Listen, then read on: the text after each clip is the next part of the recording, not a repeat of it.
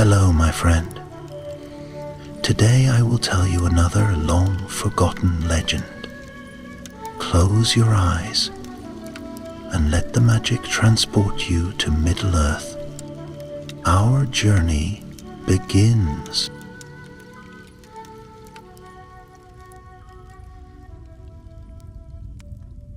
In the green hills west of Hobbiton, past the well-trodden paths and the smoke-scented hearths, nestled a lesser-known village called Barleyfoot. It lay tucked between soft-knuckled hills where bees sang over the barley and rivers whispered to the roots of old elm trees. Unlike its bustling cousin towns, Barleyfoot was known not for its gardens or gossip, but for one cherished art, brewing. Hobbits there had been, brewers for generations, ever since old Brambletoes the Brown brought hops down from the North Moors in his wheelbarrow and declared it the only proper way to make ale worth singing about. Their beer was known as smooth, hearty, and oddly comforting, like wrapping oneself in a warm blanket by the fire while rain tapped gently on the windows, and no brewer was more respected than Tobal Heathertoes, an elder hobbit with a wide smile and a silver tankard always clipped to his belt. Now Tobalt's grandson, Willibald Heathertoes, was not quite as broad in the belly or long in the beard, but he had the same sharp nose for spices and strange additions, clover, honeyroot, and even dewberry on a rare day. He could tell the freshness of a malt just by the sound it made when it landed in his palm, and like his grandfather, he believed brewing was more than a chore or trade. It was a kind of magic. On one crisp morning, when the mist still hugged the hedgerows and the soil smelled of last night's rain, Willibald was rummaging through the old storehouse behind the brewery.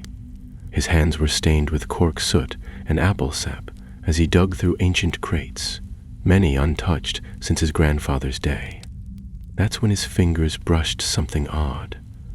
A small iron box, rusted at the hinges and warm to the touch, as if it had only just been tucked away. He carried it into the light, brushing away the cobwebs and muttering to himself. The lock was long broken, so with a gentle creak, the lid gave way. Inside, wrapped in oilskin and bound with twine, was a scroll. Not an ordinary one either, but parchment of a finer sort, etched with rune-like marks that shimmered faintly even in the dawn. Willibald unrolled it and blinked. There, beneath lines of dwarvish script and strange measurements, was the title, Ale of the Mountain Heart, by Gamil Forkbeard of Erebor. His heart thudded. Gamil Forkbeard? The dwarven brewmaster who served under Thorin Oakenshield himself during the days of exile? This was no mere recipe. This was legend. At first, he thought it a jest, an old story scribbled in some drunken whimsy. But as he read on, the details matched what little was known of the brewing guilds of Erebor, lost since Smaug's coming. The ingredients were peculiar. Moon barley, fire root, stoneflower, and water drawn from a silver-veined spring. The instructions were both precise and poetic, with notes on timing and temperature that danced on the edge of song.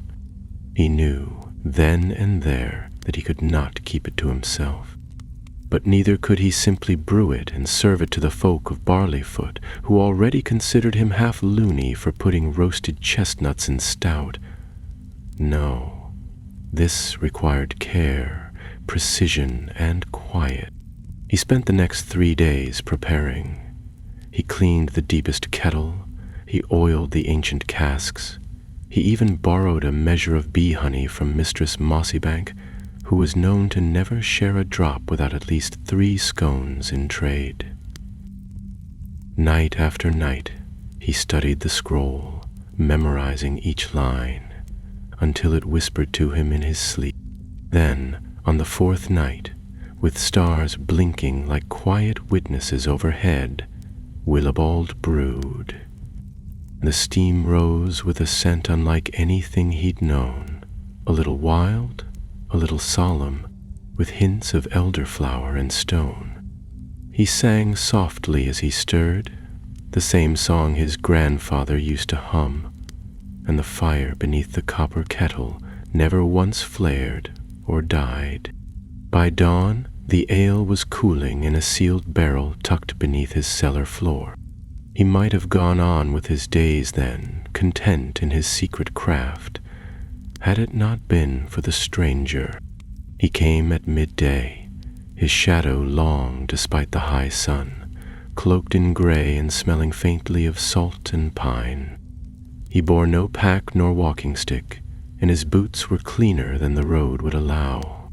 "Good day," he said, his voice smooth as polished stone. "I seek the brewer of Barleyfoot, who sings to his kettle and burns no malt." Willibald, startled mid-hammering a new barrel hoop, stood stiff. I brew, aye," he stammered, "but we've plenty who do." "Not like you," the man said, with a look that pierced as deep as roots. "Not with dwarvish parchment and the blessing of Gamel Forkbeard." Willibald stepped back. "I don't know what you mean." "Peace," said the stranger, lifting a hand. "I am no foe, but I warn you. Others have heard of your find. The wind carries strange tales down from the mountains and across the wood." Willibald swallowed. What others? But the stranger only turned his head toward the east. "Folk who want not ale for comfort, but for power, who think the ale of the mountain heart is not a brew, but a key." "Key?" the Hobbit asked. "To a door long shut, and better left so," the man replied. "You must hide the barrel, and more than that, you must be ready to leave. Danger comes, Master Heathertoes, and it does not knock politely." And with that, the stranger was gone, vanishing as if swallowed by the folds of the land itself. Willibald stood frozen. Around him, the gentle sounds of Barleyfoot carried on. Roosters crowing, cartwheels creaking, children laughing. But the warmth had left the air.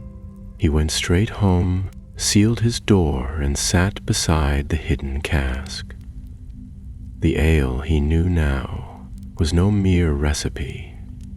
It was the beginning of something vast, and already the path ahead was darkening. Willibald didn't sleep that night. Not really. He dozed once or twice in the armchair by the hearth. The embers long since died down, but every creak of the floorboards and rustle of wind at the shutters made his heart leap. Morning came slowly, with the gray light of dawn filtering through the round windows of his burrow. He sat with a blanket over his shoulders, staring at the trapdoor in the corner, where the cask lay hidden beneath the floor. The stranger's words rang in his mind like the last echo of a bell tolling across the hills. "Folk who want not ale for comfort, but for power." That was nonsense, wasn't it? It was only beer. Well, very fine beer, perhaps, and a recipe from a dwarf of Erebor was no small thing. But what could possibly make it dangerous? There were no swords or spells in his brewery, just barley and hops, and the honest work of his hands. Still, something in the man's eyes had chilled him. They weren't cruel, but they carried a weight, the kind of look that came from seeing too many things lost and broken. And if he wasn't a foe, as he'd said, then that meant the real danger had yet to come. By noon, Willibald had made up his mind. He couldn't guard the ale alone, not if others were looking for it, others who might not knock at his door, but break it down instead. And though he hated to leave the quiet fields and lanes of Barleyfoot, the stranger had been clear. He had to be ready to go. So he packed. Not much. A bundle of food, a change of clothes, and his brewing notes wrapped tight in oilskin. The scroll itself he sealed back into the iron box and stowed in the bottom of his pack. As for the cask, he set about disguising the cellar with crates of empty bottles and old planks, hammering them into place until it looked no more suspicious than any other dusty corner of a brewer's hole. That evening, as twilight painted the sky with streaks of amber and violet, he paid a quiet visit to his cousin Doderick. Doderick Heathertoes was older by 3 years, and had once traveled as far as Bree for a hop fair. He was solid, dependable, and most importantly could be trusted to keep a secret if properly bribed with sausage rolls. "You're leaving?" Doderick said, eyes wide as saucers. "But why?"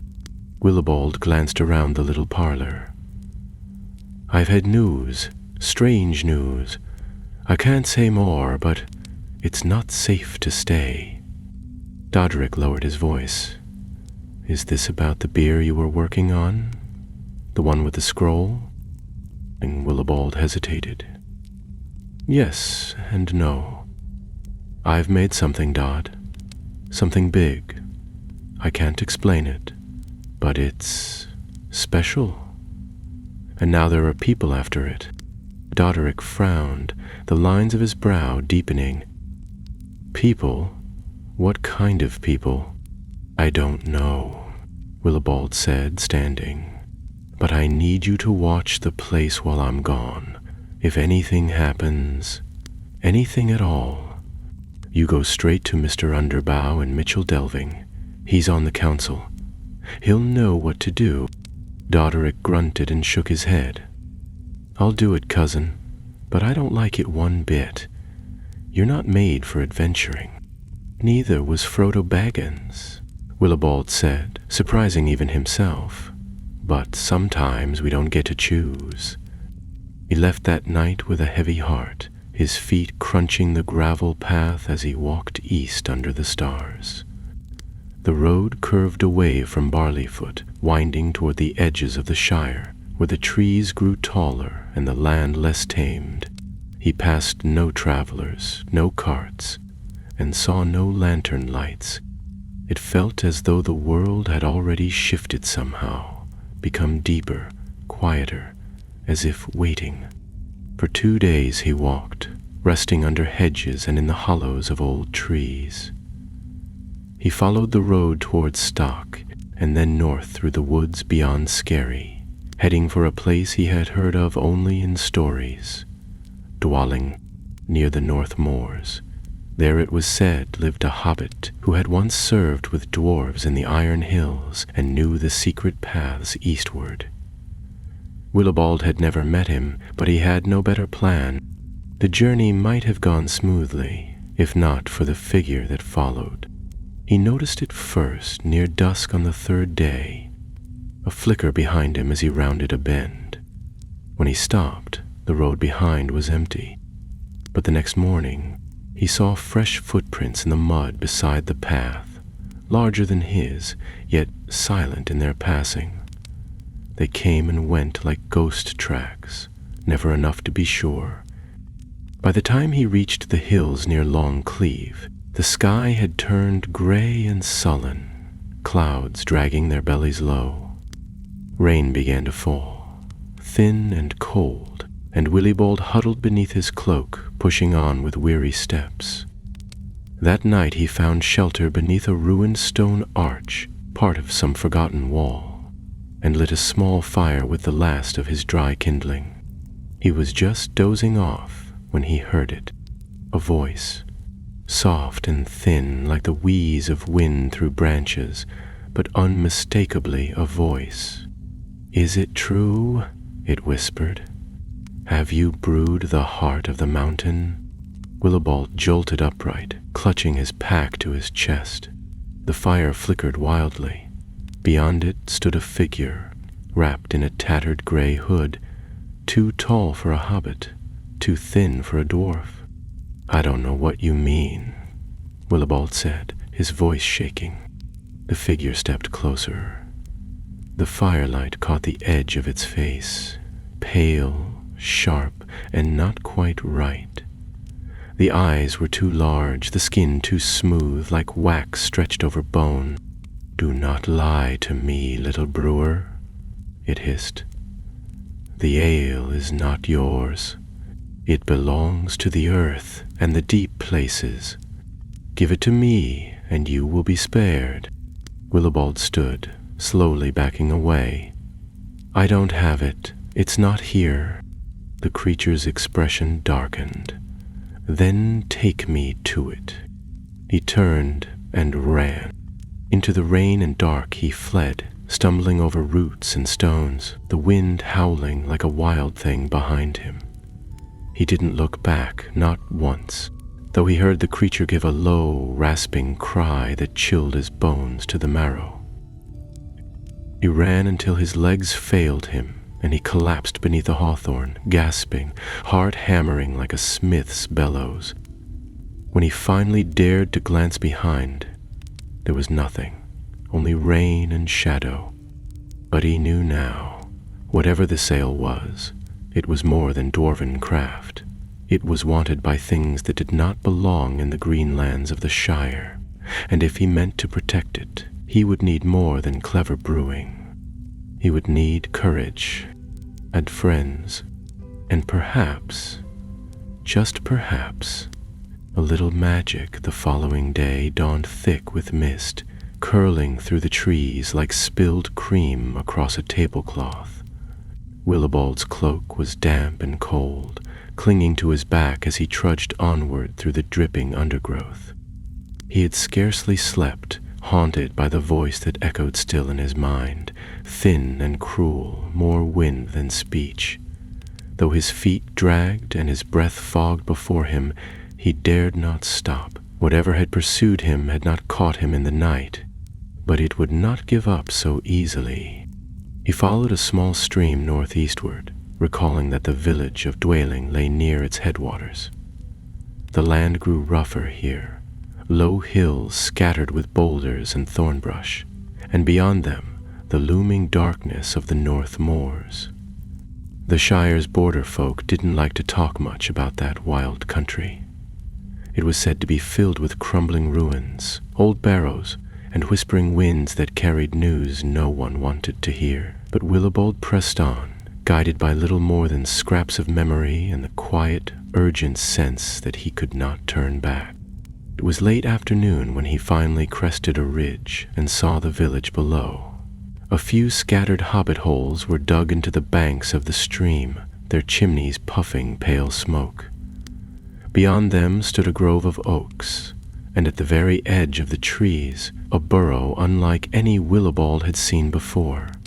Its round door was made of polished iron wood, blackened with age, and the lintel above it was carved with dwarven runes. It had no flower beds, no tidy hedgerow, only a single stone lantern at the gate, and a mailbox the size of a cider barrel.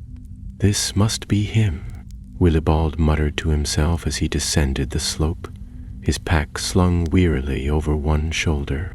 A dog barked somewhere nearby, and a few heads turned as he walked through the village, but no one stopped him. They were a quiet folk, the northern hobbits, with fewer smiles and more wrinkles. The children watched him with wide eyes, and the adults gave small nods of acknowledgement before returning to their work. Whatever strangers came to Dwelling, they didn't stay long, and reached the ironwood door and hesitated. Then he knocked, twice, sharply. There was a pause, and then the door creaked open, just a crack.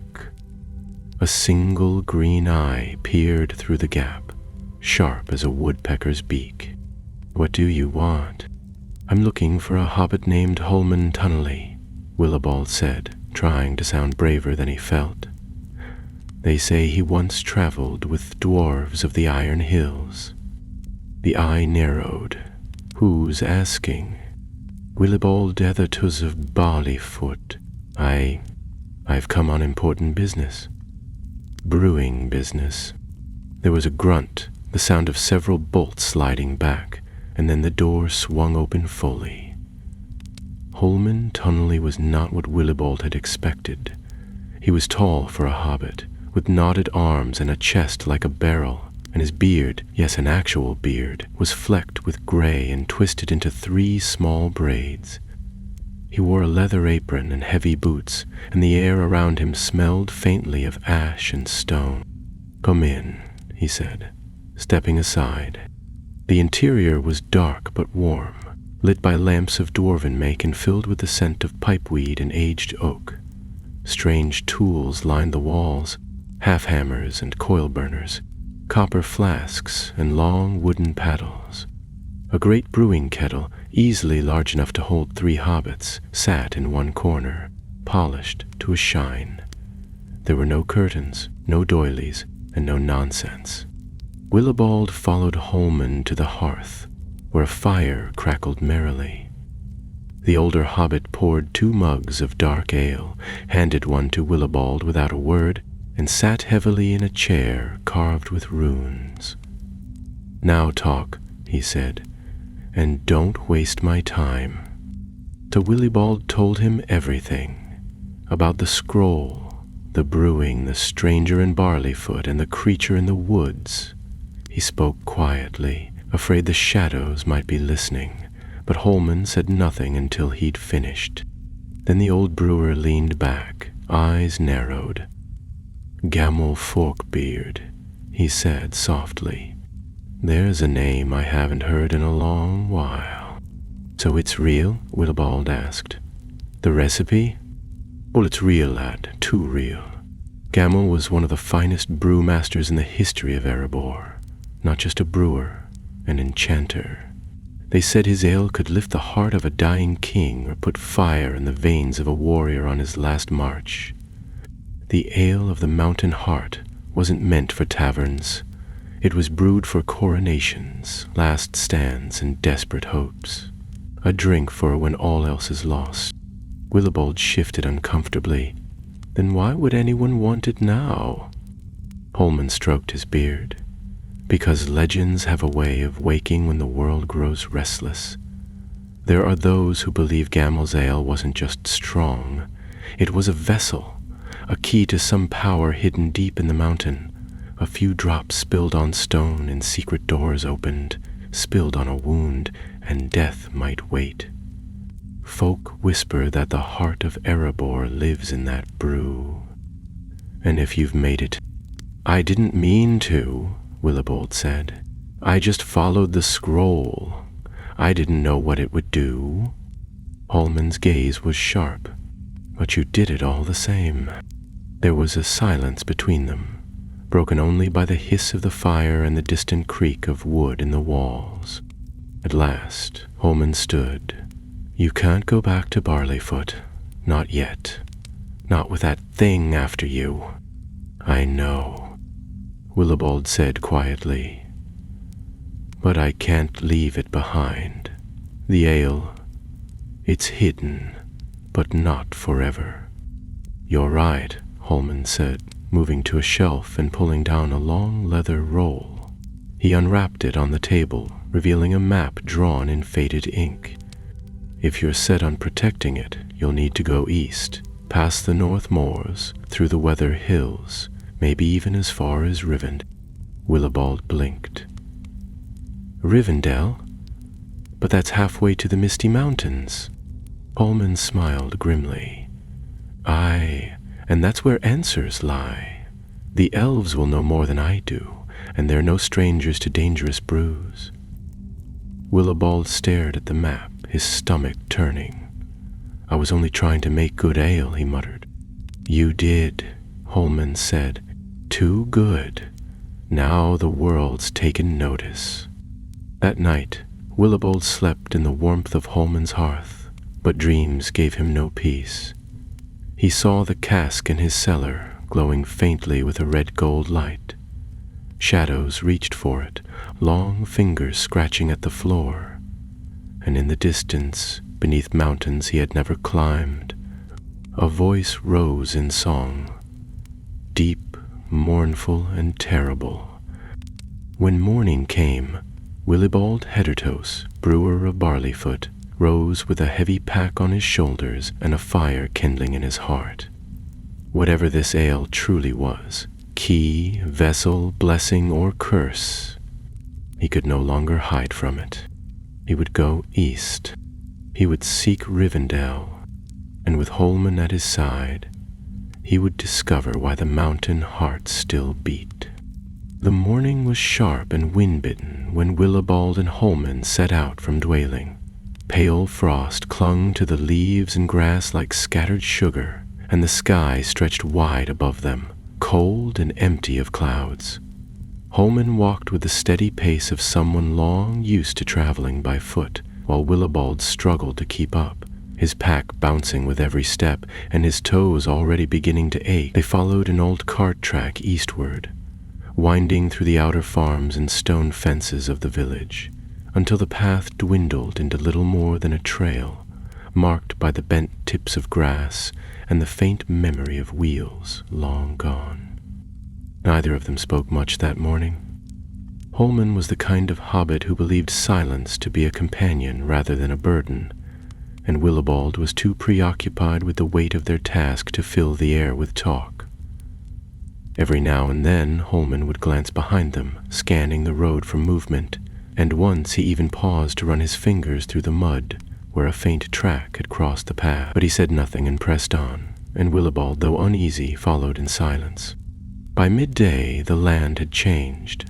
The hills had become more rugged, rising sharply on either side like ancient knuckles buried beneath the earth. The trees grew taller here, old beeches and oaks, their bark gnarled and twisted, and the light beneath their branches was dim even at the height of day. Birds were scarce, and the only sound was the crunch of leaves underfoot, and the occasional snap of a twig as some unseen creature fled their approach. They stopped to rest beside a fallen log, and Holman produced a wedge of cheese and 2 pieces of oat bread from his pack. They ate in silence, the food plain but filling, and afterward Holman lit a pipe and blew a single ring of smoke into the air. It drifted upward, caught in a shaft of light, and vanished. "Tell me again what that thing in the woods looked like," Holman said at last, not turning his gaze from the trees. Willibald hesitated. "It had a hood, I think. Tall, not like a man, but not like anything else either. Its face was pale, too pale, and its eyes were wrong, big and too still." Holman frowned. "A fetch, maybe, or worse. There are creatures in the wild that slip between the edges of the world. Not orcs or trolls, mind you. Older things that don't leave tracks and speak in ways that don't belong in the daylight." "But why would something like that want ale?" Willibald asked, trying to keep the tremor from his voice. "It's not the ale, lad. It's what it opens. Or maybe what it remembers." Holman stood and knocked the ashes from his pipe. "Come on. There's a ruined watchtower ahead. We'll camp there for the night. High ground means fewer surprises." They walked until twilight bled into dusk, the forest thickening around them like a rising tide. At last they reached a ridge where the trees thinned, revealing the moss-covered remains of an old stone tower.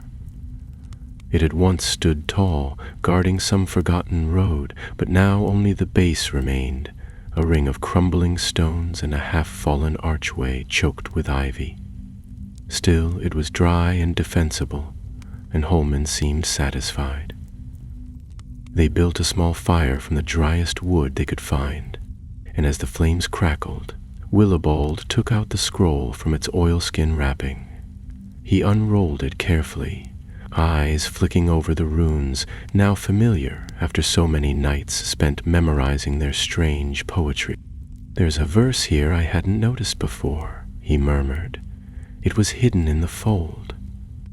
Holman leaned closer. The light of the fire caught the delicate markings, dwarvish runes but old, in a dialect Willibald could barely puzzle out. Still, the meaning crept into his mind like water through dry cloth. "Let the heart pour forth in fire and stone, from bitter root to golden foam, 3 shall taste before it's done. 1 for memory, 1 for throne, 1 to wake the sleeping one. Holman's brow furrowed. That's no brewer's rhyme. No, Willibald said softly, running a finger along the curling edge. It's a riddle, or a warning, or a spell. Holman's voice was grim. Whatever Gamel made, he didn't make it just to drink. They sat in uneasy silence after that, the fire crackling between them. The shadows at the edge of the ruins seemed to press closer, and Willibald could not shake the feeling that they were being watched. Once he thought he heard a whisper on the wind, too low to catch, but not natural. He stared into the darkness, clutching his pack until at last exhaustion took him. His dreams were worse than before. He saw a great hall of stone, lit by firelight, its walls carved with dragons and towers and deep wells. Dwarves sat at long tables, raising goblets of gold, but their faces were pale and their eyes burned with a strange light. Then the hall cracked, split open by some vast force, and the goblets shattered, spilling not ale but molten flame across the stone. He woke with a start, the stars still bright overhead and the fire nearly out. Omen was standing at the edge of the ruins, sword in hand. Willibald crawled toward him, heart thudding. "What is it?" Holman raised a finger to his lips and pointed. There, on the far side of the clearing, stood a figure, tall, cloaked, and still as a tree. No face was visible beneath the hood, and yet Willibald could feel the weight of its gaze, heavy and cold. For a long moment it did not move. Then, as silently as mist, it turned and vanished into the forest. They did not speak until the sky began to pale and the birds began to stir. Then Holman said, without looking at him, "We have to move faster." By the following midday, they had left the forest behind, descending into a narrow valley choked with heather and stone. The wind was sharp again, and the hills around them were empty save for the cries of hawks overhead. Willibald was bone-tired, but he pressed on, thoughts turning over and over in his mind, like wheels in deep mud. The scroll, the riddle, the watchers in the dark. Somewhere beyond these hills lay answers, and possibly terrible danger. But he could no longer stop. Whatever he had brewed in the heart of Barleyfoot, it had already spilled into the world, and the world, it seemed, was stirring. The wind had shifted by the time Willibald and Holman crossed the last bend of the valley and caught sight of the Weather Hills. They rose like the backs of sleeping giants, broad and ancient, swathed in green and gray. The highest among them was Weathertop, Almond's Soul, as the old maps called it, though from this distance the ruined crown of the watchtower atop its peak was little more than a dark ring against the sky. The hobbits kept to the lower slopes, skirting the hills rather than climbing them, for Holman said the old runes were known to attract more than just history seekers. "There's power in old stones," he murmured, as they passed beneath a steep ridge where the wind whistled through cracks in the rock. "Especially where the kingdoms of men once stood. That tower saw kings rise and fall, and their ghosts don't sleep easy." Willibald nodded and kept walking, the strap of his pack digging into his shoulder. His legs ached, and his boots were soaked through from crossing a marshy patch of lowland earlier that morning, but he didn't complain. Every step eastward felt heavier, as though he carried not just the weight of the cask he had left behind, but the questions wrapped around it. Questions he feared even Rivendell might not be able to answer. That evening they camped in a hollow between 2 stone outcroppings that formed a natural shelter. Holman insisted on building no fire, though the wind was cold and the sky clouded with the promise of rain. They ate their supper cold, hard cheese, dried apples, and the last of the oat bread, and afterward Willibald lay staring at the sky through the thin veil of mist that hung above the hills. The stars twinkled faintly between the clouds, but none of them offered comfort. "Do you think they're still following us?" he asked at last, his voice hushed, though no one was near enough to hear. Holman, who sat sharpening his knife with careful strokes, didn't look up. "I'd be more surprised if they weren't, but they'll keep their distance for now. Whatever that thing was back in the woods, it's not made for wide places. It'll be waiting for us to stop." Willibald shivered and pulled his cloak tighter around himself. "And what if we do stop? Then we'd better hope we're not alone when we do." It wasn't the most reassuring answer, but it was the truth, and Willibald had come to respect that in Holman.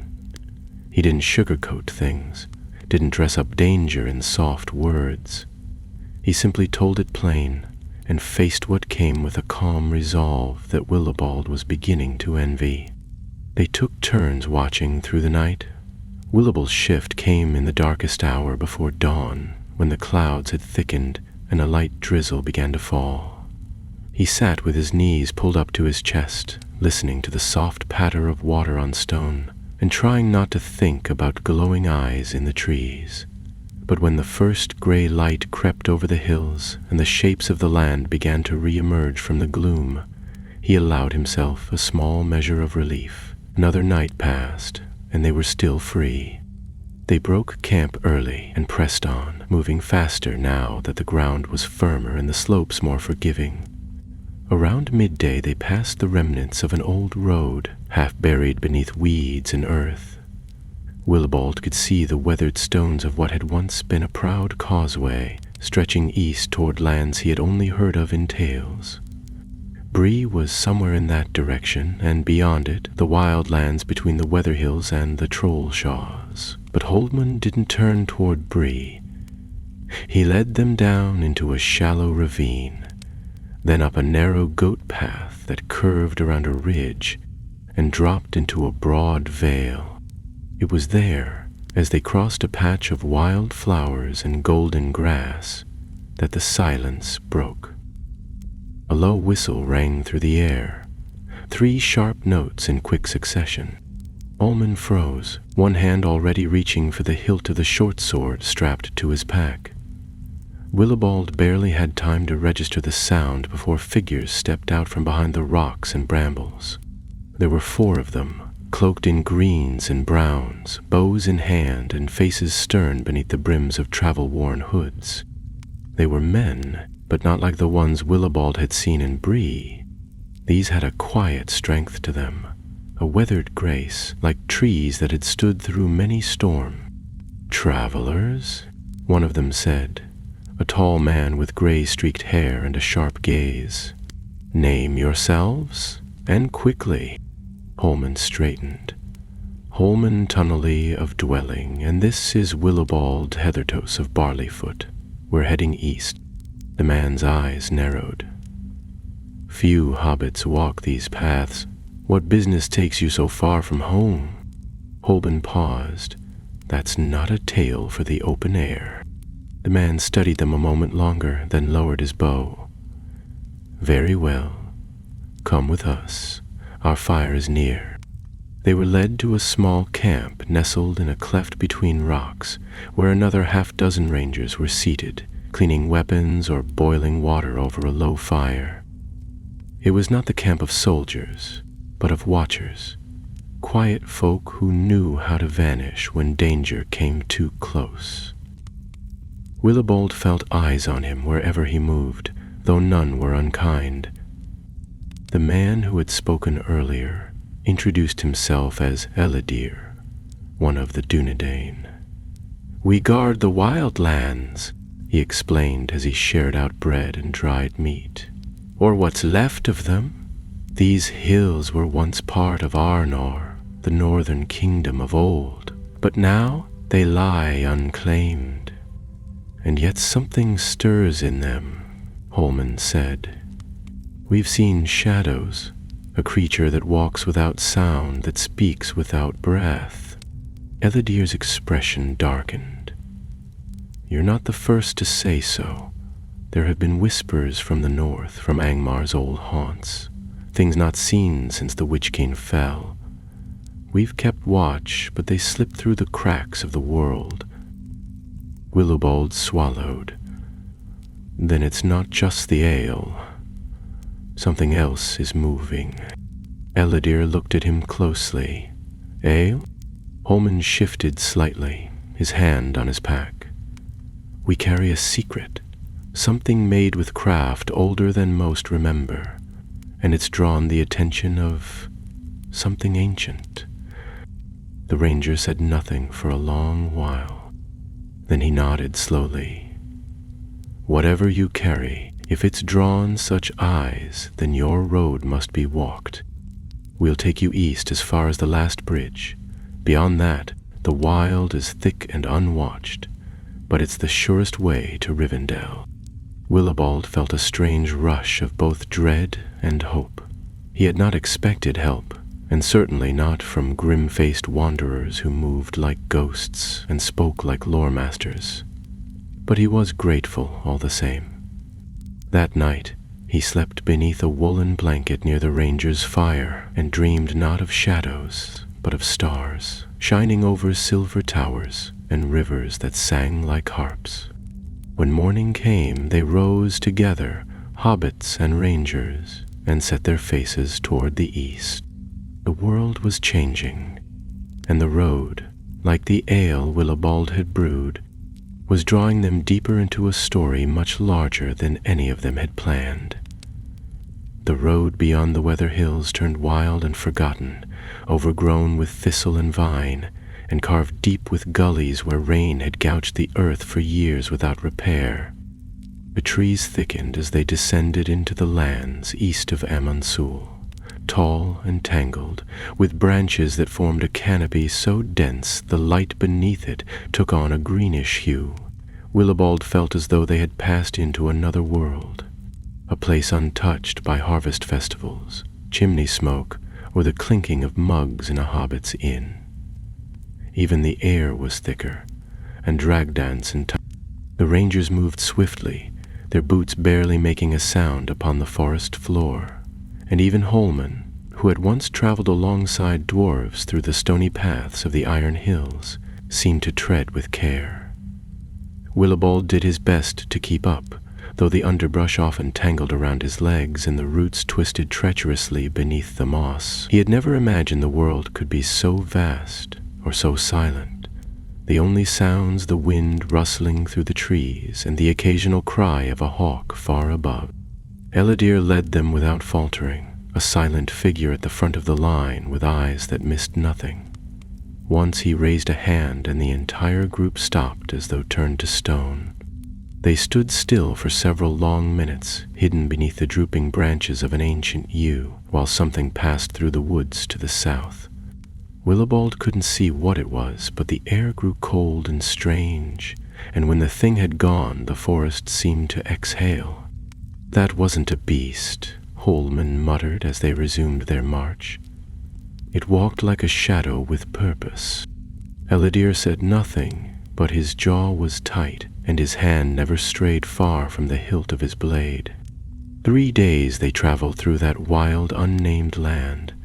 At night they lit no fires, and each watch was kept with grim silence. Willibald found himself sleeping lightly, every dream turning toward home.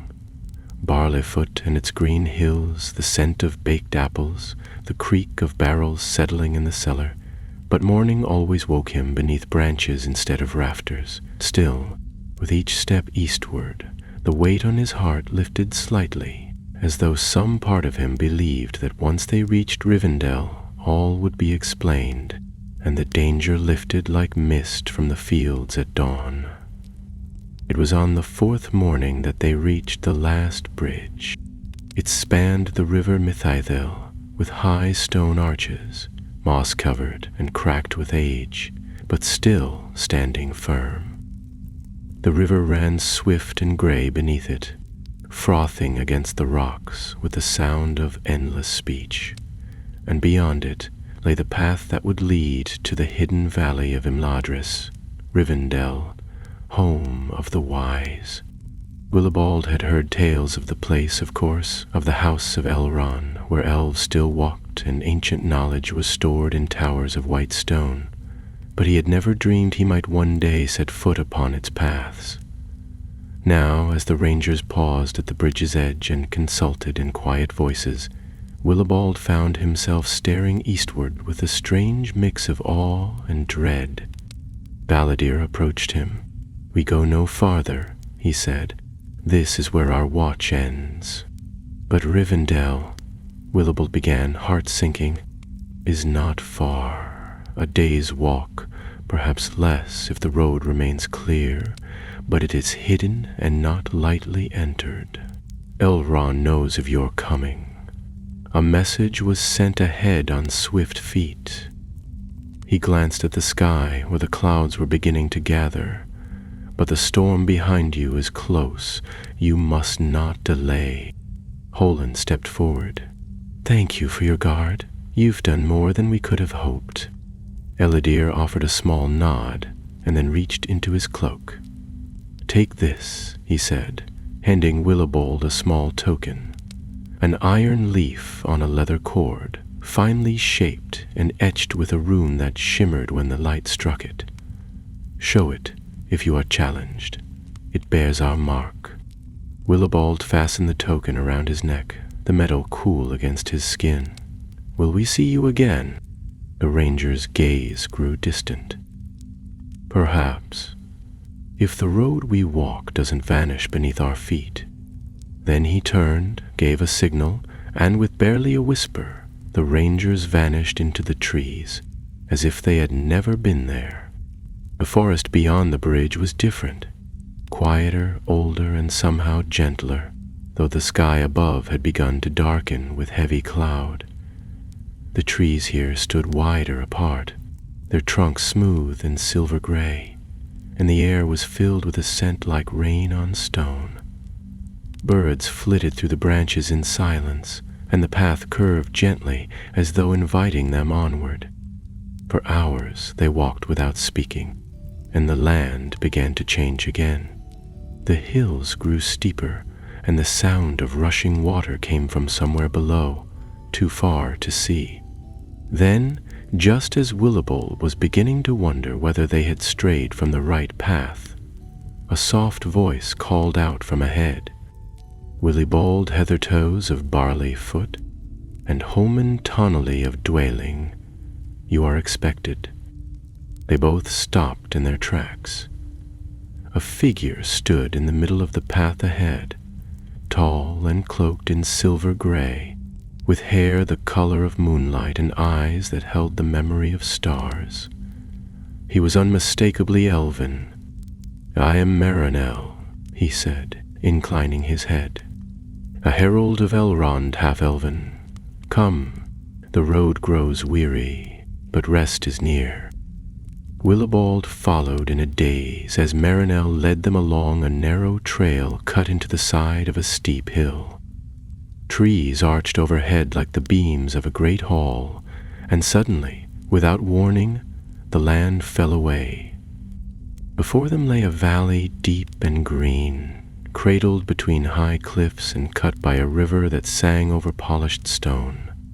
Buildings of pale stone and dark wood clung to the cliffs and nestled among trees in the valley floor, their windows glowing with soft light. Waterfalls fell like white ribbons down the walls of rock, and bridges crossed high above the river, delicate and strong. "Welcome to Imladris," Marinell said quietly. "The last homely house east of the sea." Willibald stood motionless, overcome by the beauty and peace of it, and for the first time in many days he felt the shadow in his chest ease. They descended into the valley, and as the air grew warmer and sweeter, Willibald found it hard to remember why he had feared anything at all. Servants of Elrond met them at the foot of the trail and led them to a guest hall, where warm water, soft robes, and a table of fruit and bread waited. Later that night, as Willibald sat wrapped in a fine woolen robe beside a fire of white ash, Elrond himself entered the chamber. Tall and noble, with eyes older than mountains and a voice that seemed to carry the weight of all seasons, he greeted them not with ceremony, but with quiet kindness. "You carry a burden not meant for your kind," he said to Willibald, "but it has come to you, and now we must understand why." He held out his hand, and Willibald, hands trembling, unwrapped the scroll and gave it over. Elrond read it in silence. His brows furrowed and his expression darkened. At last he spoke. "This is no mere recipe. What you have brewed may be the echo of something greater, something lost in the deep forges of the world." Willibald swallowed hard. "Is it dangerous?" Elrond raised his eyes, and there was sorrow in them. "It may be, but it may also be needed. The world changes, and old powers stir. We must understand this ale, and quickly, for I fear you are not the only one who seeks it." For 2 days Willibald remained in Rivendell, though to him it felt as though the world beyond the valley had paused, held back by the gentle music of flowing water and the soft voices of the elves who moved through the halls like living poems. Time passed differently here. He would wake with the sun already high, eat a breakfast that felt more like a dream than a meal, and then sit for hours in the great library beneath high vaulted windows while scholars came and went like shadows. Holman spent much of his time outside, walking the stone paths and speaking little, though now and then Willibald saw him in quiet conversation with one of the elven smiths, or gazing long into the river, as if seeking an answer in the current. Elrond had taken the scroll to his private study and sent for lore masters from among his household, and though Willibald trusted the Lord of Rivendell more than anyone he had met on the road, a part of him still worried each time the scroll left his hands. It was no longer just parchment to him. It was a thread that tied his quiet life in Barleyfoot to the hidden things of the world, and even now, in a place of peace and wisdom, he could feel the tension of that thread stretched tight, waiting to snap. On the morning of the 3rd day, he was summoned to Elrond's council chamber. The room was high and open to the air on one side, where a balcony overlooked the valley. Long tapestries hung from the walls, depicting scenes from ages past, elves beside the sea, battles beneath starlit skies, and kings with crowns of light. Elrond stood at the window, hands clasped behind his back, and when Willibald entered, he turned with a look that was thoughtful and grave. "We have studied the scroll," he said without preamble. "Its runes are not all of dwarven make. Some are older, hidden among the instructions like moss among stones. This recipe is not merely for ale. It is a binding." Willibald felt a chill creep along his arms. "A binding? Of what?" "Memory," Elrond said, "and power. The brew, as it was written by Gamel Forkbeard, was intended to hold something, some essence of Erebor, forged in the days before its fall. It was said that Gamel wished to preserve the spirit of the mountain itself, so that if Erebor were ever lost, its heart might still be kindled anew. But why hide it in ale?" "Because ale endures," Elrond said, his voice softening. "It passes from hand to hand, from feast to feast, never questioned. What better vessel for a secret than something so ordinary? Yet the power woven into it is not ordinary at all." He moved to a small table and lifted a silver goblet filled with a golden liquid that shimmered faintly, even in the dim light. "We have brewed a small portion, following the scroll exactly as you did, and though we lack the original ingredients from your cask, the effect is unmistakable. When tasted, the drink awakens memory, not just the drinkers, but something older, something beneath the world. Willibald swallowed. Is that why they're hunting it? Yes, Elrond said. There are beings, creatures from the Elder Dark, who seek the forgotten powers of the world. Some are nameless, drifting like smoke from the days of Morgoth. If one of them believes the ale of the mountain heart to be a key, they will stop at nothing. Willibald sat down on the nearest bench, his knees weak. I never meant for this to happen, he muttered. I only wanted to make something good. You did, Elrond said gently. Good things are often forged in innocence, but now they must be guarded in wisdom. There was a pause, then Elrond continued. We believe the true cask, the one brewed in your cellar, must be brought here, safely, guarded, but the path back is no longer open. Willibald looked up, heart sinking. Has something happened? A shadow has fallen on the road, Elrond said.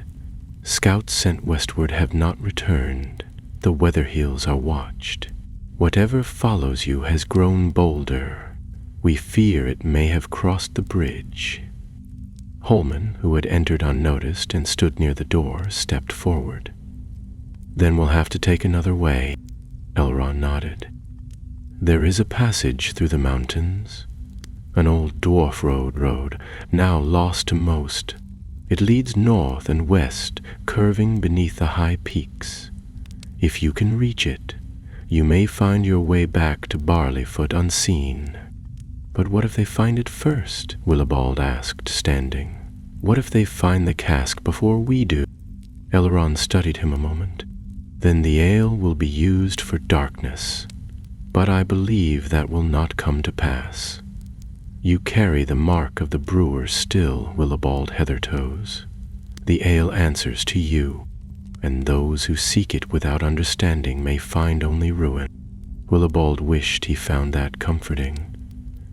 But the thought of the thing in the woods, its voice like cracking ice, its eyes watching from the trees, filled him with a dread that even the warmth of Rivendell could not dispel. Later that day they were given fresh supplies and new cloaks woven with silken thread that shimmered like starlight. Marinell would guide them to the start of the mountain path, but beyond that, they would be alone. The journey would take many days, through high passes and forgotten tunnels, and then down into the wildlands north of the Shire. Before they departed, Elrond gave Willibald a small pouch of silver leaves and a vial of clear liquid. Athelas and Mirrorvor, he said, for strength and healing should you need it. As they left the valley, Willibald looked back only once. The towers of Rivendell gleamed through the trees like fragments of moonlight, and the sound of distant harps lingered on the wind. It felt like leaving behind a story that had already ended, only to begin a darker one. The path rose quickly, cutting through steep forested slopes where the air grew thinner and the trees stunted. They camped that night beneath a rocky overhang, the fire small and cautious. Marinell said little, but Willibald noticed how often he glanced over his shoulder, as if even the mountains could not be trusted. They reached the entrance to the dwarf road the next morning, a narrow cleft in the mountainside, half buried in rubble and overgrown with vines. Old carvings, worn by centuries of wind and rain, marked the stones, a hammer, a flame, and beneath them, the rune for home. This is where I leave you, Marinell said, stepping back. The way ahead is yours alone. Willibald turned to thank him, but the elf was already fading into the trees. They entered the cleft, their footsteps echoing into the darkness ahead. The path was cold and silent, lined with old stones and forgotten names, and Willibald felt the weight of the mountains settle upon his shoulders. The ale awaited them, far behind and far below, and so did those who hunted it. The dwarf road led them into the heart of the mountains like the throat of some long-forgotten beast, narrow, steep, and black as pitch. Willibald had never liked caves. He preferred open skies, the scent of barley fields, and the creak of wind through orchard boughs. But now, with no other path left open to them, he pressed forward into the dark, his hand brushing the damp stone wall to guide his steps, and tried not to imagine the weight of rock above his head. Holman went first, his stride measured and confident, though he said little. The silence inside the tunnel was immense, broken only by the drip of water from cracks overhead and the soft shuffle of their footsteps. They carried a lantern between them, its light flickering weakly against the carved walls, which bore the marks of ancient chisel work, not decorative, but practical, symbols for direction, elevation, and hazard. Some were familiar to Holman, and he explained them quietly as they passed. A set of 3 circles for crossroads, a hooked line for a rise in elevation, and a jagged rune for a danger once reported, though likely long since buried or dead. This road was made in haste, Holman murmured during a short pause. Probably after the fall of the northern kingdoms, when the dwarves still had holdings under the Blue Mountains. It's not part of the great halls, not meant for living in, only passing through. And how long will it take us? Willibald asked, his voice low in the heavy air. 3 days, if we don't stray. Willibald swallowed hard and nodded. He didn't like to think of what might happen if they did stray. The first night passed without incident. They found an old storage alcove, a side chamber hewn into the stone and marked with a rune meaning pause or rest, and made camp there. It was dry and relatively clean, though Willibald couldn't help but imagine the footsteps of long-gone dwarves echoing faintly through the dark. They shared a cold supper and kept their lantern burning low, shielding the light with a cloth to conserve oil. Sometime during the night, Willibald awoke with a start, his heart pounding. At first, he thought he'd only dreamed the sound, a scraping noise, like claws on stone. But when he opened his eyes, he found Holman already awake, sitting upright with his hand on the hilt of his sword. "You heard it too?" Willibald whispered. Holman nodded slowly. "It's behind us, far off but moving, not fast, but steady." "Should we go now?" "Not yet. If it means to catch us, it would do so faster if we fled blind in the dark." They didn't speak again, but neither of them slept much after that.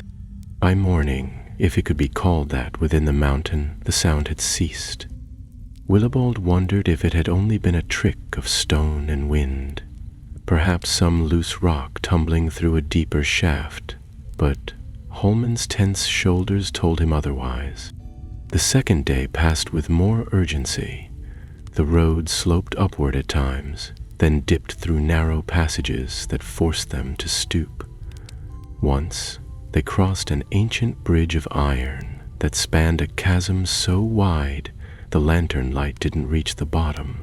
The air there was colder, tinged with the faint tang of sulfur, and Willibald was certain he heard water rushing far below.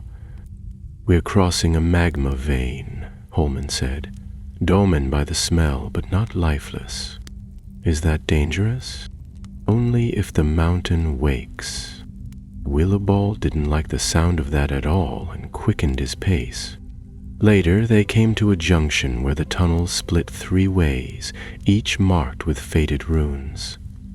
Holman examined them for several minutes before choosing the rightmost path. "Westward by slope," he muttered. "It'll take us down again, but it's the shortest line to the edge of the North Moors." The tunnel grew narrower, its walls damp and lined with veins of some faintly glowing mineral. Willibald touched one curiously and pulled his hand back quickly. It wasn't warm, exactly, but it thrummed faintly under his fingers, like a silent hum too deep for ears. "That's no ore I know," Holman said, frowning. "It's been disturbed recently." Willibald glanced back the way they'd come. "You think something's using the road behind us?"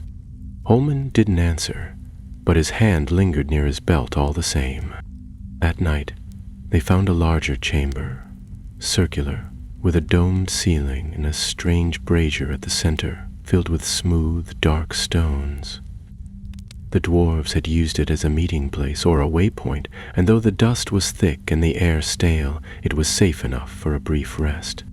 Willibald lit one of the stones in the brazier using a taper from the lantern, and to his surprise, it glowed with a steady, gentle flame that gave off no smoke.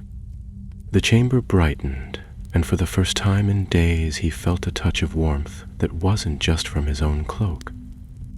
Their shops.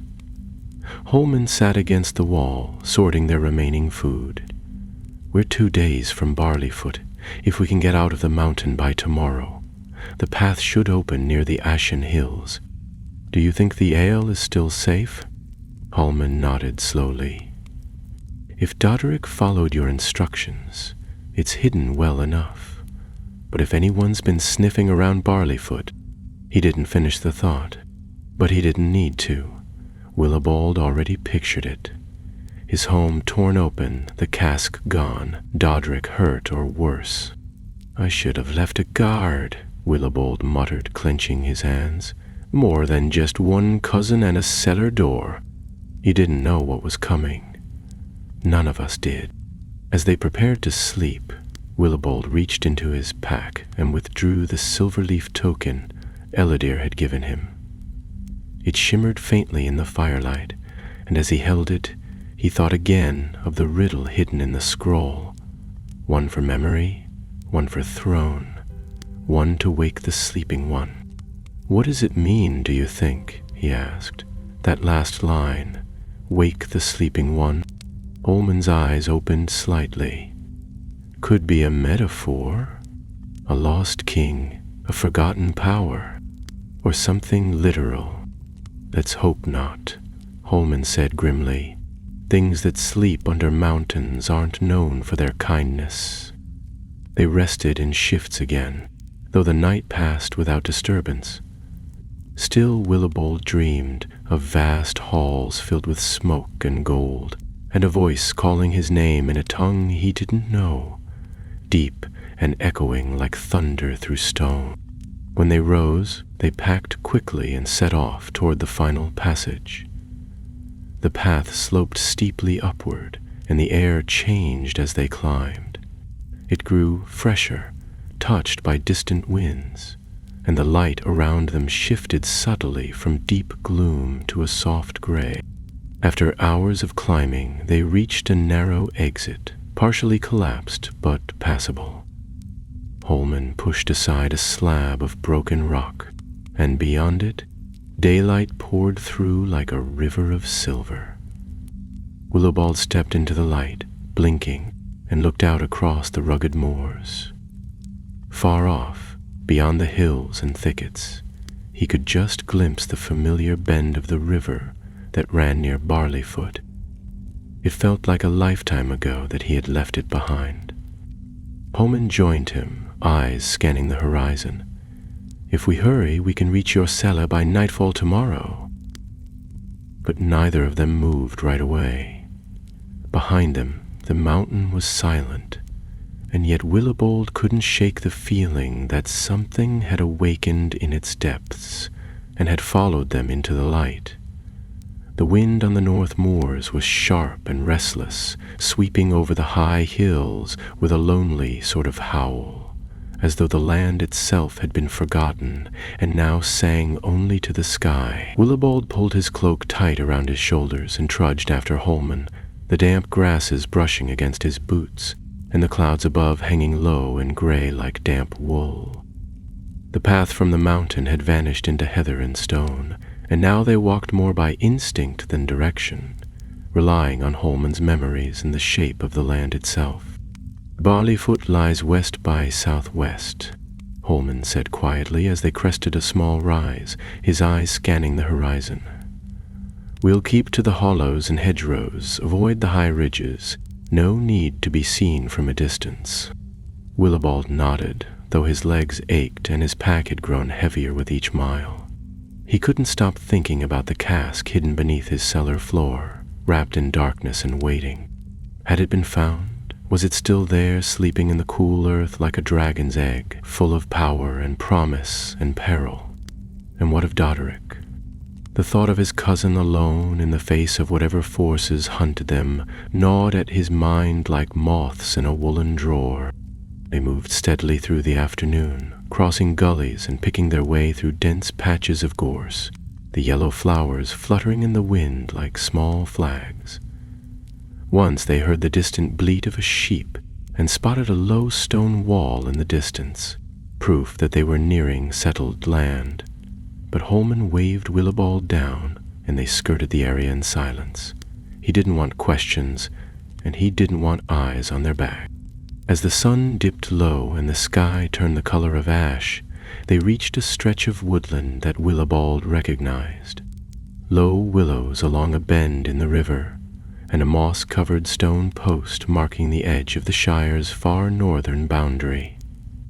He stood for a moment and touched the stone, running his fingers over the worn carving of an acorn and the faint letters W.W.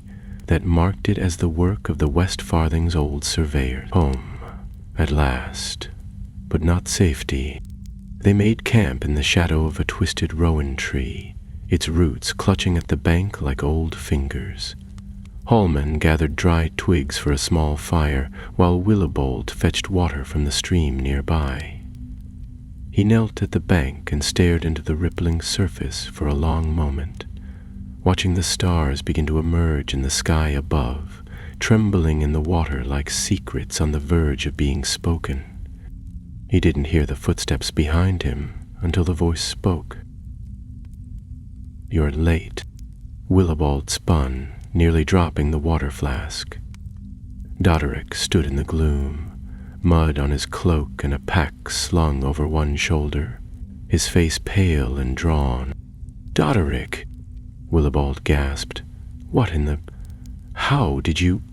I saw the smoke," Doderic said, jerking his head toward the faint plume above the treetops. "Knew it wasn't local. Figured it might be you. Took the north path past Fennytop and came down the ditch road. It's not watched." "You came alone?" Doderic gave him a grim look. "You said to watch the place." "I did, but it's not safe, Willibald. They've been sniffing about. 3 days ago, a man came by. Not a hobbit, not even Bree folk. Tall, pale, and too quiet. He didn't knock, just stood there outside your door and listened. I didn't let him in." Willibald's stomach sank. "Is the cask still there?" Doderic's mouth tightened. "It was when I left this morning, but I don't know how long it'll stay that way. I buried it deeper in the cellar under the coal bin, locked the hatch and bricked over the door, but if they know what they're after, they'll dig." Holman appeared then, sword in hand, until he saw Doderic and relaxed. They spent the rest of the evening speaking quietly, passing a flask of tea between them and outlining a plan. They would reach Barleyfoot by early afternoon if they left before dawn, and Holman would scout the edge of the village while Willibald and Doderic approached from the west slope, through the barley fields behind the mill. If the house was being watched, they'd need to move quickly and quietly. If it wasn't, they had only hours before someone returned to look again. That night, Willibald slept poorly, the stars blinking down through the branches like watchful eyes. Dreams came and went in fragments, a key turning in a stone door, golden liquid spilling over black rock, and the distant sound of singing in a language he did not know, but somehow understood. When he woke, the fire was cold and the air sharp with morning frost. They moved fast. The fields were quiet as they neared Barleyfoot, the sky cloudy but dry, and the hedgerows overgrown and undisturbed. The village looked as it always had, low chimneys puffing smoke, windows lit with warm lamplight, and chickens pecking at the path near the old mill. But there was something off.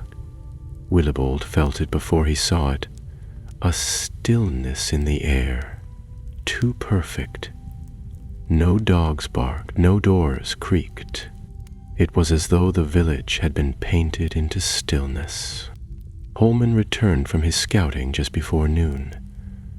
No gods, but tracks around your house. Big boots, man-sized, at least 2. They've come and gone, but not long ago. Less than a day. Doderick nodded. They've been circling. Never come in, not while I was home. But I think they've marked the place. We go now, Holman said. Fast and quiet. Get in, get the cask, and disappear before the next shadow falls.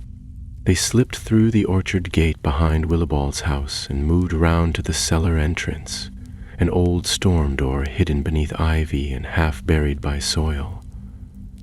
Doderick knelt and cleared the loose stones. Beneath, a false panel gave way with a creak, and then a breath of cool, damp air rose from the hidden chamber. Inside, the cellar was dark and silent. The smell of earth and old oak filled the narrow space. They moved by lantern light, careful and quick, until they reached the brick wall Doderick had built. Holman tested it, found the hollow point, and pried it free. The bricks fell aside, and there, tucked beneath layers of coal dust and wrapped in old canvas, was the cask. It pulsed faintly, like the beat of a buried heart. Willibald stared at it, breath caught in his throat. It's still here.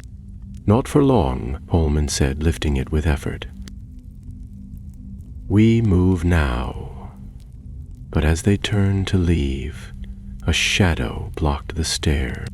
It was tall, taller than a man, cloaked in black that shimmered like oil, and its face was a pale blur beneath a hood that swallowed the light. The cellar grew cold, breath turning to mist, and the cask trembled in Holman's arms. You cannot take it, the thing said, its voice low and echoing like wind in a tomb. It belongs to the deep, to the first forge. Willibald stepped forward, his hand reaching instinctively for the silver token at his neck. It was made for memory, not for you. The thing hissed and the lantern sputtered. You cannot hold what was forged before your kind learned speech. Maybe not, Holman said, steel sliding free with a rasp. But we can try. And with that they struck. The clash in the cellar was swift and without warning. Holman moved first, driving his shoulder into the shadowy figure's midsection with a force that surprised even Willibald. The impact knocked the cask from Holman's arms, and it rolled across the dirt floor with a thud, its iron bindings clanking against stone. The creature gave a soundless snarl, more felt than heard, and reeled back. But it did not fall. It seemed weightless and rooted at once, as though part of the dark itself. Doderick grabbed Willibald's sleeve and yanked him back toward the far corner of the cellar, where the shadows were deep, but the stone was solid. Don't let it touch the cask, he hissed, drawing a short blade from beneath his cloak. It wants that more than it wants us.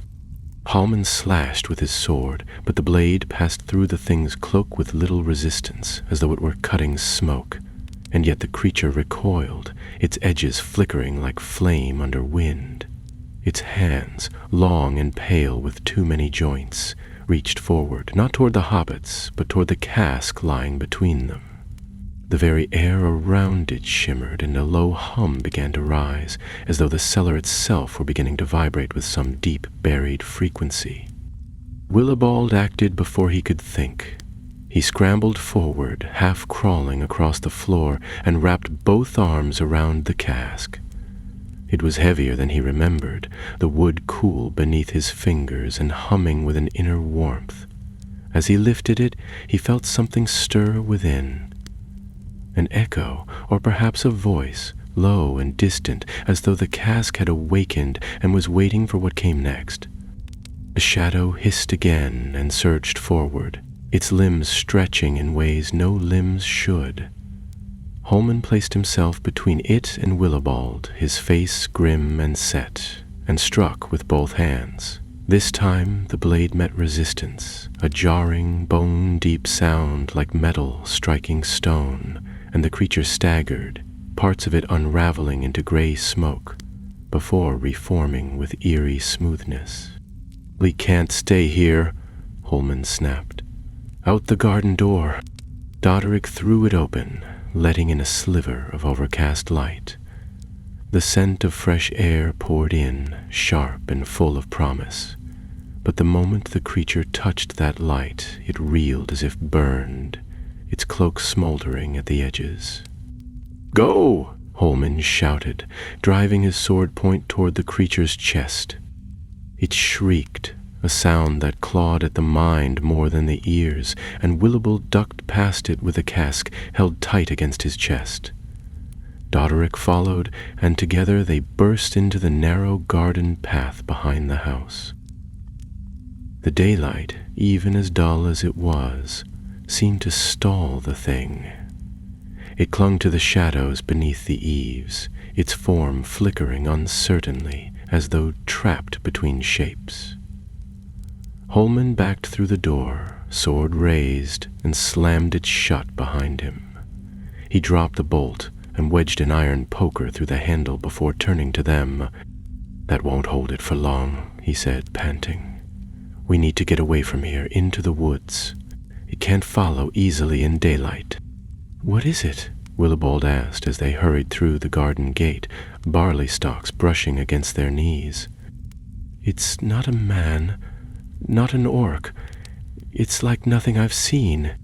"Old magic," Holman replied grimly, "twisted into something worse. I've seen similar creatures near the Grey Mountains, things that live in stone but dream of fire. They don't die the way we do, they change. Wait, and now something has woken them." They made for the west road, avoiding the main path and slipping behind sheds and hedgerows where they could. Willibald clutched the cask to his chest, its strange warmth pulsing in rhythm with his heartbeat. Once, he thought he heard it breathe, a soft sigh, as though the ale inside was aware of the danger and waiting, patient and still, for the part it was meant to play. By the time they reached the old sheep trail at the edge of the orchard, the village was already beginning to stir. Distant voices called to one another, and the sound of a bell, low and uncertain, began to ring from the mill. Someone had seen them, or worse, had seen the thing that had come after them. "We can't outrun it forever," Doderick muttered. "Where do we go now?" "South," Holman said. "There's an old watch hall near Brock's Ridge. It was used by the Bounders during the fell winter. We can rest there, and if it holds, decide what to do next." "But Rivendell is behind us," Willibald said, "and the ale is here." "No," Holman corrected him, his eyes hard. "The ale was here. Now it's with us, and we must take it to where it was meant to go." "Where's that?" Holman looked down at the cask, then at the faint shape of the mountains far behind them. "Not back, forward. You remember the riddle. One for memory, one for throne, one to wake the sleeping one." "Yes," Willibald said slowly. "We've brewed it, we've remembered, but now someone, or something, wants to use it. And that third line," Holman went on, "that's the part that matters. It's not about waking some sleeping beast, not unless we let it happen. The ale holds something ancient, something dwarves once guarded with their lives, but maybe it can also end something, if we use it wisely. They stopped on a ridge, catching their breath. Below, the woods stretched like a green sea, and beyond them, the hills rolled toward the South Farthing, toward Brandywine and lands Willibald had never walked. Doderick adjusted his pack inside. You know, I didn't expect to be running for my life over some beer. It's not just beer, Willibald said, his voice firmer than before. It's what was poured into it. Memory, hope, maybe even the last breath of something worth saving. Holman turned and started down the slope. Then let's make sure we don't spill a drop. They descended into the woods just as the clouds began to break, and a shaft of sunlight pierced the canopy, striking the cask in Willibald's arms. For a moment, the wood gleamed with a golden light, and he felt something stir. Not fear, but certainty. The road was long, the danger far from ended, but he knew now that the ale wasn't just a burden. It was a gift, and he was its keeper. The forest south of Barleyfoot was old, though few hobbits paid it much mind. It had no name on the maps and no road, but a winding trail of deer tracks and foot-worn roots, known only to shepherds and hunters who strayed farther than they ought. The trees here grew thick and close, their trunks moss-covered and their canopies so dense that only thin streams of sunlight broke through. The deeper they went, the quieter it became, until the world behind them, the village, the threat, even the road, faded like a half-remembered tune. Willibald carried the cask close to his chest as they descended into the green-shadowed depths. Holman led the way, a thin blade in one hand, his eyes never still. Doderick brought up the rear, glancing back now and then with a frown, though they had seen no sign of pursuit since leaving the fields behind. Still, none of them spoke much. The hush of the woods demanded silence, as though their words might wake something that had been slumbering for too long. By mid-afternoon, they reached a place where the trees opened into a glade ringed by low boulders and carpeted in moss. At its center stood a stone column no higher than a man's waist, worn smooth by time, but still bearing the faint engraving of a 7-pointed star. "This is it," Holman said quietly, kneeling beside the stone. "The watch hall is just beneath. Old bounder post, long abandoned. I found it years ago when I was still trailing game through the hills." He ran his hand along the side of the stone, pressed into a groove near the base, and stepped back as a soft grinding noise filled the air. The moss-covered ground beside the pillar shifted and lifted, slowly at first, then with a hollow sigh, as a square slab of stone rose on hidden hinges, revealing a dark stairwell curling down into the earth. Doderick whistled softly. "That's one secret I never heard about." "Few did," Holman replied. "Help me cover the entrance once we're inside." They descended into the gloom, their lantern casting long shadows along the curved walls. The stair ended in a small stone chamber, dry and remarkably intact. Dust hung in the air, thick with age, but the room itself was sound. A few old crates sat in the corners, long, empty, and a rusted spear leaned against the far wall. A table and 3 stools remained, carved from the same pale stone as the floor, and a narrow passage led deeper into the hill, blocked by a wooden door warped with time. "It's safe enough," Holman said after checking the far tunnel. "No sign of vermin, no footprints in the dust. We can rest here." They sealed the door above them, layering it with moss and branches to disguise the entry, then settled around the stone table. Willibald set the cask gently atop it, and for a long while the three of them simply stared at it, as though it might begin speaking on its own. Doderick broke the silence first. "So what now? We can't just keep running. That thing's still out there, and even if it's not alone, more like it will be coming." "We don't run anymore," Holman said, rubbing his eyes. "We find the one it's meant for." Willibald looked up sharply. "You mean the third part of the riddle?" Holman nodded. "Want to wake the sleeping one? That's not just poetic nonsense. It's a purpose. This ale wasn't just brewed to remember or to crown a king.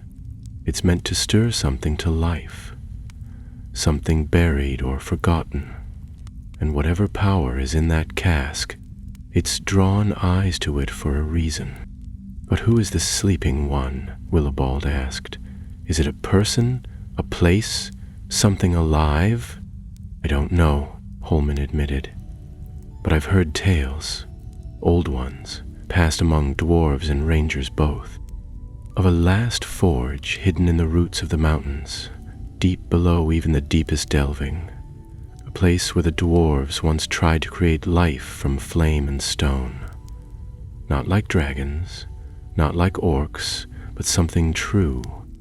They failed, or so the stories go. But not all of their creations died. Some slumber still.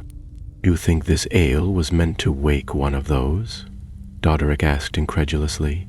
"A creature made in a forge?" "Maybe not a creature," Holman replied. "Maybe a guardian, or a protector. Something ancient that was made to defend, to rise if the need was dire." Willibald frowned. "But why would a drink be the key?" "Because it was made with more than grain and yeast. You said yourself the brew sings when you hold it. It breathes. It's been shaped by memory and fire, and craft older than any hobbit's hearth. It's alive, in a way." They sat in uneasy silence. The glow of the lantern flickered against the cask's iron bands, and for a moment Willibald thought he saw runes dancing along its rim, faint and shifting like smoke on water. He blinked and they were gone.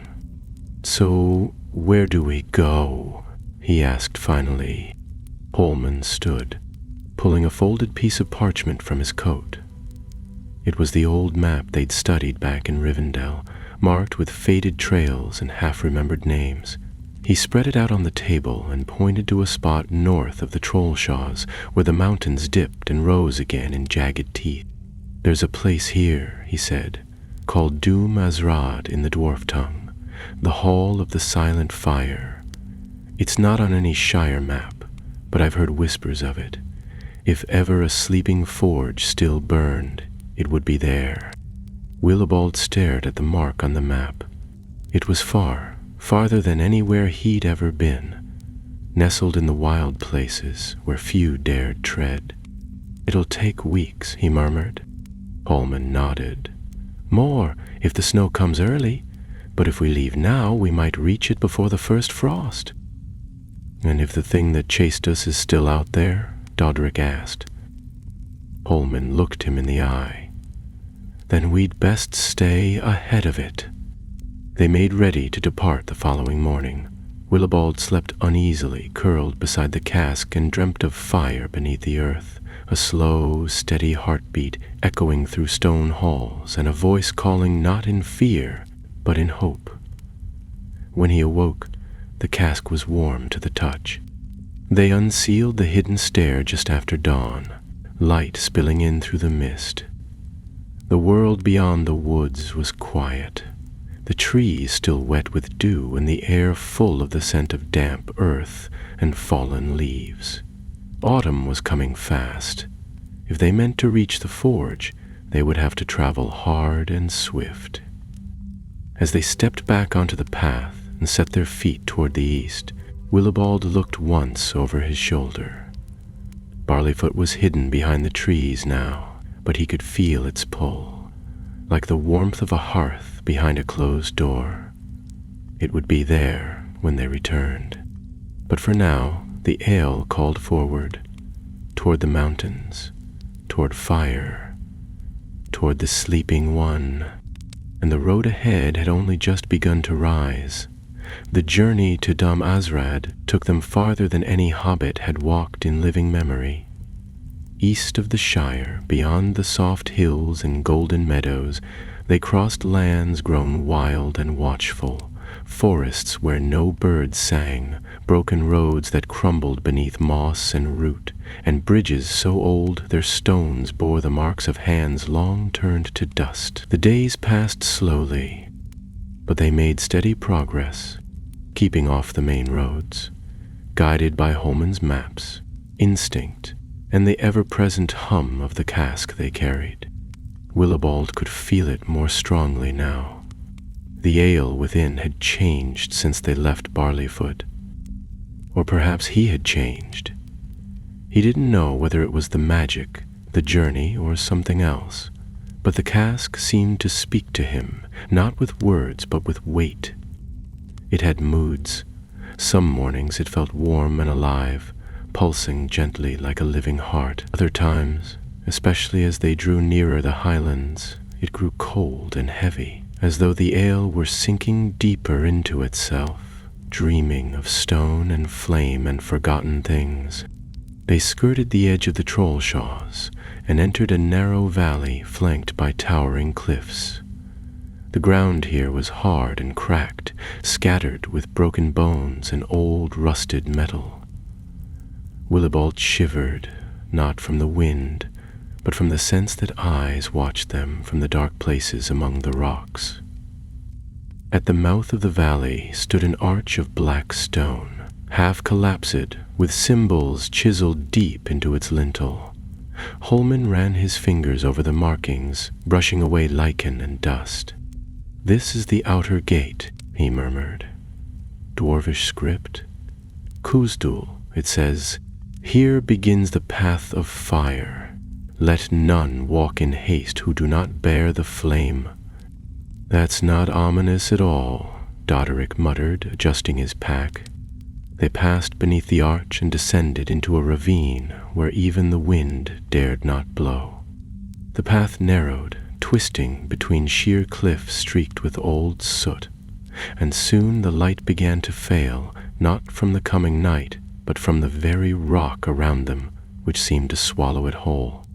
Willibald held the lantern high as they walked, but even its glow stretched only a few feet ahead. The deeper they went, the more the air thickened, not with dust or smoke, but with something heavier, like the weight of old sorrow. After several hours of slow descent, they reached the entrance to Dum Azrad. It was not a door, but a wound, a ragged opening in the cliffside, chiseled wide enough for a cart, but black as ink within. The stone around it bore no ornament, no carvings or heraldry, just raw, cracked rock, as though the mountain had split itself open to let something crawl out. They lit a second lantern and stepped inside. The air was dry and cold, and the tunnel led downward in a gentle spiral, cut smooth and straight with a precision only dwarves could manage. Along the walls, old sconces lined the path, many filled with ancient torches that crumbled to ash at the slightest touch. Yet beneath the dust, the craftsmanship remained. Angles perfect, the floor worn in the center by the tread of many feet long ago. As they walked, the cask grew heavier in Willibald's arms. It was no longer a burden, but a beacon, tugging them forward with a silent insistence. He could feel the pull in his bones, not just physical, but emotional, like longing. It wanted to return. After what felt like hours, they reached a vast hall carved into the mountain's heart. The ceiling soared high above, lost in shadow, and the walls were lined with great pillars of black stone veined with silver. At the center stood a dais of dark iron, shaped like an anvil, and above it, suspended from chains as thick as a man's leg, hung a forge bell. a massive bronze dome lined with runes that shimmered faintly in the lantern light. "This is it," Hallman whispered. "The silent fire." Willibald stepped forward slowly. As he approached the anvil, the cask trembled in his arms, and a warmth began to spread from its core, pushing outward in gentle waves. The runes along its bands lit up, gold and bright, and a soft hum filled the chamber. Without speaking, without being told, Willibald placed the cask upon the iron dais. The room fell silent. The hum stopped. The light dimmed. Then the forge bell rang. Not loudly, not harshly, but deeply. A single note, rich and low, like the toll of a mountain's heart. The sound echoed through the chamber and beyond, through the tunnels and stones and the bones of the world. The air shook, the ground trembled, and the cask cracked. A thin seam opened along the lid, and golden light spilled forth. Not bright, not blinding, but warm.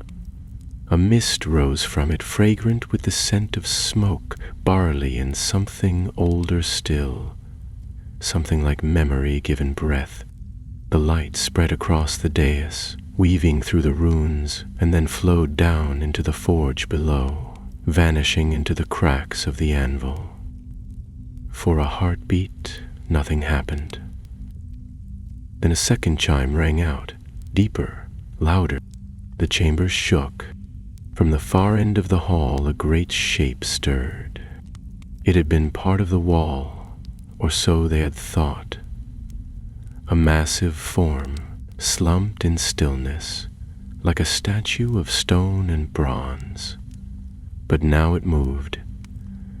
It rose slowly, joints groaning with the sound of old hinges, and stepped forward, its feet shaking the floor. It was a dwarf, or had once been, a great figure wrought from iron, with veins of molten fire running beneath its skin. Its beard was made of riveted plates, its eyes like burning coals, and in its chest glowed a core of golden light. It stopped before them, towering above even Holman, and placed one hand upon the cask. The mist vanished. The chamber grew still, and then the figure spoke, its voice like stone grinding against stone. The flame remembered. Willibald's knees gave way, but he didn't fall. The figure turned its gaze upon him, not hostile, but searching. "You carry the gift of the mountain heart," it said. "You have walked far and given freely." "I didn't know," Willibald said, barely able to form the words. "I only wanted to make something good." "You did," the figure said. "You poured hope into a vessel and carried it to its end. Now its purpose is fulfilled." "What happens now?" Holman asked, hand still resting on his sword. The figure turned to him. "Now I wake, not to war, but to guard. The dark you fled stirs still, and others will come, but the heart of the mountain beats again." The forge flared to life, golden flames rising from its base. The walls sang, a low, deep music like the calling of bells beneath the earth, and for a moment the hall of Dumazrad felt alive again, its long slumber ended. The figure stepped back, placing a great hand upon the dais. The cask, now empty, faded to ash, and with it the hum vanished. Willibald wept, not from fear or sorrow, but from awe. Something had ended here, and something else had begun. 3 days later, they left the mountain behind. No shadow followed them, no voice called in the dark. The cask was gone, but its memory remained in Willibald's heart, a memory of warmth, of flame, and of a song not yet finished. He returned to Barleyfoot in time for winter, with a new recipe in his head and a story few would ever believe. But he didn't mind. He brewed quietly, shared his ales with friends, and sometimes, on cold nights, he would stare into the fire and remember the deep forge and the heart that still burned beneath the world. And somewhere far below, in a hall of stone and silence, a guardian watched with eyes of fire, waiting, not for war, but for need.